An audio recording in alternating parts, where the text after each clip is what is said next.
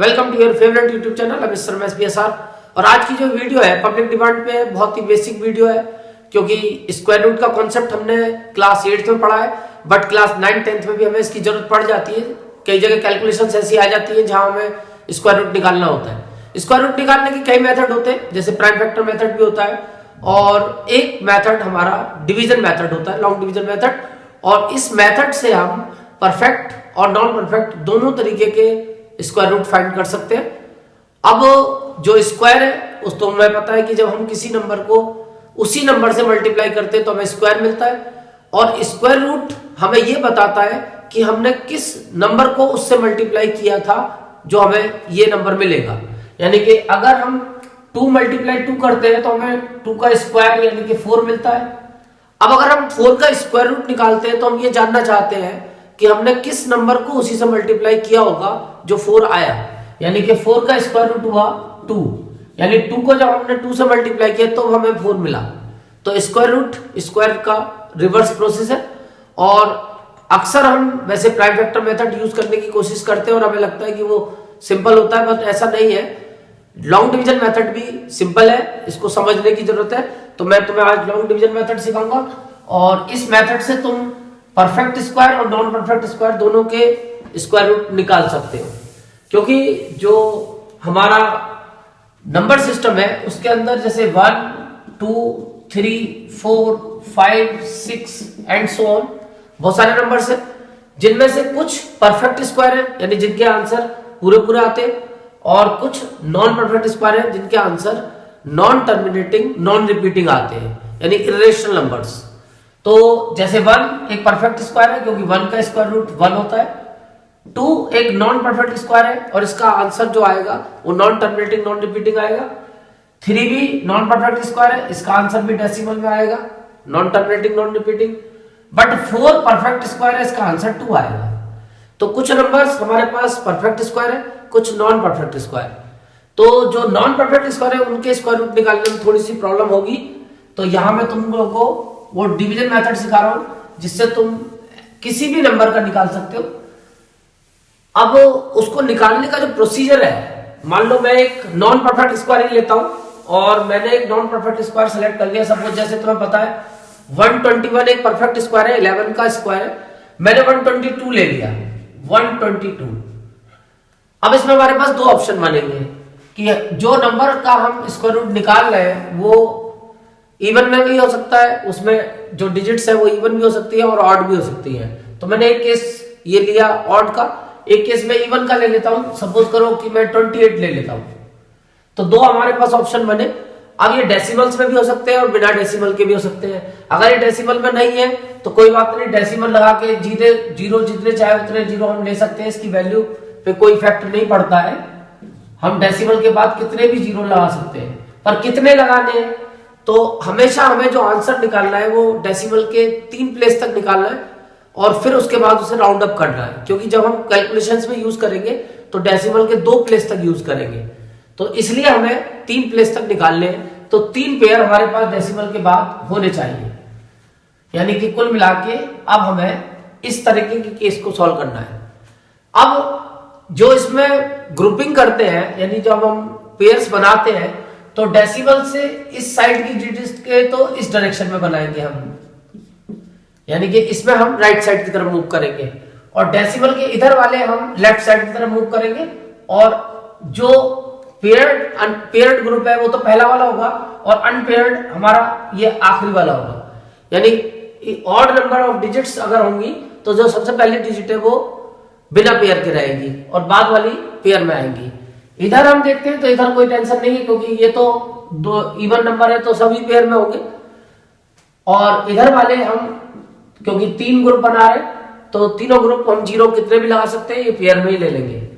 अब इसके बाद हम यहाँ पे एक लाइन इस तरह से ड्रॉ कर लेंगे, ऊपर हमारा आंसर आएगा और हम सबसे पहले ग्रुप को देखेंगे और एक ऐसा नंबर सेलेक्ट करेंगे कि जिसका स्क्वायर या तो ये आएगा या इससे छोटा आएगा, बड़ा नहीं आना चाहिए। तो ये तो सीधी सी 1 है, तो 1 का स्क्वायर तो 1 ही होता है, तो हम 1 ले लेते और 1 × 1 ये हमारा 1 आ जाएगा और इसको माइनस करेंगे तो 0 आएगा। इधर अगर हम चलते हैं तो इधर हमारे पास पहला ग्रुप 28 का है, तो हम 5 अगर ले तो 5 का स्क्वायर 25 होता है, क्योंकि 6 का स्क्वायर 36 ज्यादा हो जाएगा, तो हम 5 ले लेते हैं, तो 5 का स्क्वायर ये मल्टीप्लाई करते हैं तो 5 का स्क्वायर 25 और माइनस करेंगे तो 3 कैरी बचेगा रिमाइंडर।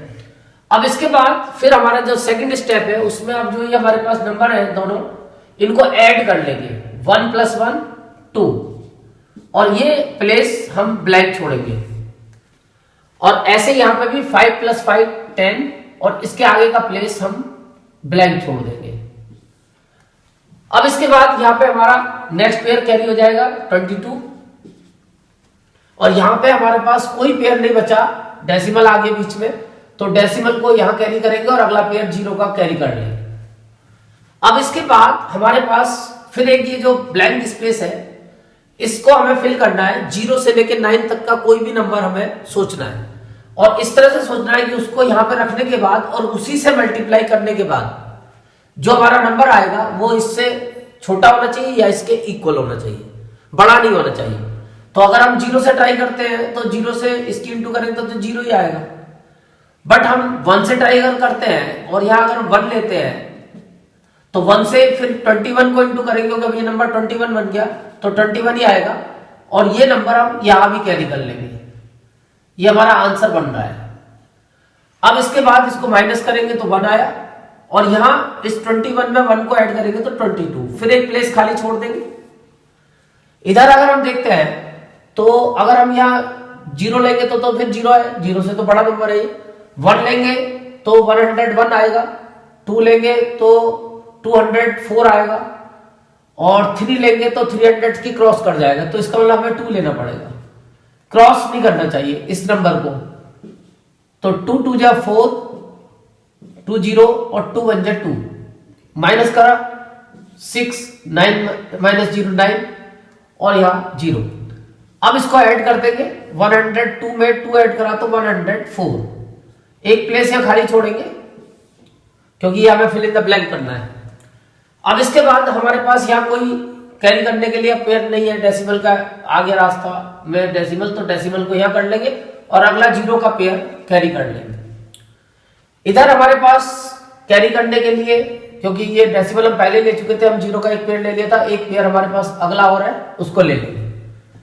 अब इसके बाद यहां पे अगर हम सोचते हैं तो हमारे पास जो नंबर अगर हम 1 भी सोचते हैं तो 1 सोचने पे ये 221 बनेगा, जो इससे ज्यादा होगा, तो इसलिए हमें 0 सोचना चाहिए। तो मैंने एक ऐसा केस लिया है जिसमें 0 भी आएगा, बहुत सी जगह हम इसको नहीं सोच पाते, तो 0 का ऑप्शन मैंने लिया कि अगर मैं 1 पुट करता हूं तो इससे बड़ा आंसर आ रहा है, इसको मल्टीप्लाई करके 1 से 100 से ग्रेटर आ रहा है, तो हम 0 सोचेंगे और 0 से इंटू करेंगे जब इसको तो ये सब 0 आएंगे और माइनस करने पे फिर ये 100 ही आ जाएगा और अगला पेयर हम कैरी कर लेंगे।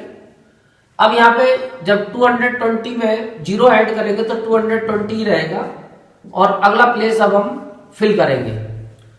अब यहाँ पे हमें एक नंबर सोचना है, अब इसमें तुम एक आइडिया से भी सोच सकते हो, 0 से शुरू करोगे हो सकता है या 1 से शुरू करोगे, टाइम नहीं लग सकता है, तो एक आइडिया भी है। जैसे हमारे पास 1 10 100 1000 10,000 लगभग ये 10,000 है और यहाँ पे 1 10 100,000 और ये 2000 के आसपास है, तो 2000 को 5 टाइम्स करोगे तो ये लगभग 10,000 आ जाएगा, बट ये 5 टाइम्स से कुछ बड़ा भी हो जाएगा, तो यहाँ 4 सोच सकते हो क्योंकि 5 पे तुम्हें दिख रहा होगा कि 10,000 क्रॉस कर जाएगा। अब 4 4 जा 16 और 4 2 जा 8 और 4 2 जा 8। अब इसको माइनस करेंगे, 10 माइनस 6 4, 9 माइनस 1 8, 9 माइनस 8 1 और ये इधर चला गया 9 माइनस 8 1।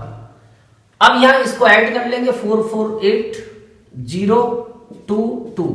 अब फिर यहां फिल इन द ब्लैंक करेंगे और यहां पहले 0 का पेयर हमारे पास और बच रहा है लास्ट, इसको कैरी कर लेंगे, यानी आंसर हमें डेसिमल के 3 प्लेस तक निकालना है। इसके बाद अब हम यहाँ पे फिर एक नंबर सोचेंगे, अब यहाँ पे तुम्हें दिख रहा होगा 1 10 100,000 10,000 लैख, ये 1 लाख से ज्यादा हो गया और यहाँ पे 1 10 100,000 10,000 20,000, तो 20,000 5 जा लगभग लैख के आसपास आ जाएगा, तो 5 हम सोचते हैं यहाँ पे तुम अगर ज्यादा आ रहा है तो फिर तुम्हें 4 लेना पड़ेगा। पहले 5 से ट्राई करते, 5 5 जा 25 2, 5 8 जा 40 42 और 5 2 जा 10 0 1, 5 2 जा 10 और 1 11। अब माइनस करेंगे तो 10 माइनस 5 5, 9 माइनस 2 7 और यहाँ 3 रह गया, 13 माइनस 4 9 और यहाँ 7 रह गया और 7 माइनस 0 7। तो कुल मिला के अब इसके बाद हमें करने की जरूरत है, क्योंकि ये तो चलता ही रहेगा, ये तो इनफाइनाइट तक आएगा। तो हमें फिर केवल डेसिमल के 3 प्लेस तक करना है और हमारा जो आंसर आया √122 का लगभग 11.045। लेकिन हम इसको डेसिमल के 2 प्लेस तक ही यूज करेंगे कैलकुलेशन में।